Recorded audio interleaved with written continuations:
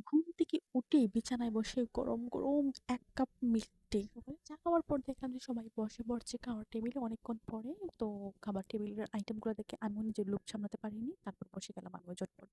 কারণ ওখানে ছিল বিভিন্ন ধরনের চাটনির রেসিপি আর আচ্ছা। দুপুরবেলা কি আর ১ কাপ চা না খেয়ে হয়? তো দুপুরবেলাও ১ কাপ চা খেয়ে নিলাম। তারপরে চলে গেলাম পাশের বাড়িতে আমার একজন বোনের বাসায় ঘুরতে। তো ওখানে পৌঁছানোর পর তারা নাস্তা বানাতে ব্যস্ত হয়ে গেল। আর আমি বসে, বসে চানাচুর খাচ্ছি বাচ্চাদের। তারপর আবার হাতে কাপ চা নিয়ে বসে পড়লাম।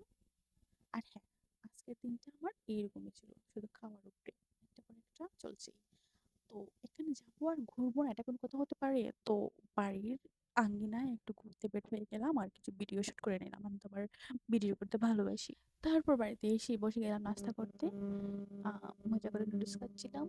তারপর ঘরের সবাইকে একটু ভিডিও করে নিলাম বাচ্চাদেরকে। আর এটা একটা বিশেষ অভিজ্ঞতা আমার লাইফে। এই যে ঘরটা এখন দেখতে পাচ্ছেন, আমার জীবনে আমি কখনো এত নোংরা ঘর আমি কখনো দেখিনি। তাই এটার ভিডিও শুট করে এই দেখুন রাতের বেলা আবার রেডি হয়ে গেলাম মেলায় যাওয়ার জন্য। এই মেলায় এসে পৌঁছালাম। তো এই দেখুন বিভিন্ন ধরনের জিনিস ছিল যেটা কিনি আর না কিনি হ্যাঁ, দেখতে কিন্তু অনেক ভালোই লাগতেছিল। তো ফিলটা মেলায় গিয়ে মোটামুটি ভালোই লাগতেছিল। সবকিছু ছুরি বিশেষ করে বিভিন্ন ধরনের চুড়ি দেখতে অনেক ভালো লাগতেছিল। তারপর আসার সময় ভাবলাম কিছু আচার নিয়ে আসি।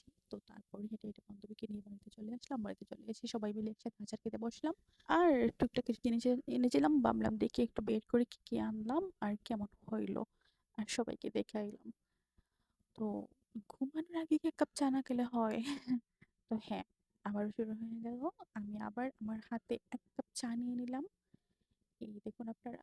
এবার মজা করে ঠান্ডা রাতে ১ কাপ চা খেয়ে আবার শান্তিমতো রিল্যাক্সে ঘুমিয়ে পড়লাম। আর পরের দিনের জন্য ওয়েট করতেছি। তো বন্ধুরা আল্লাহ হাফিজ। ভালো থাকবেন সবাই।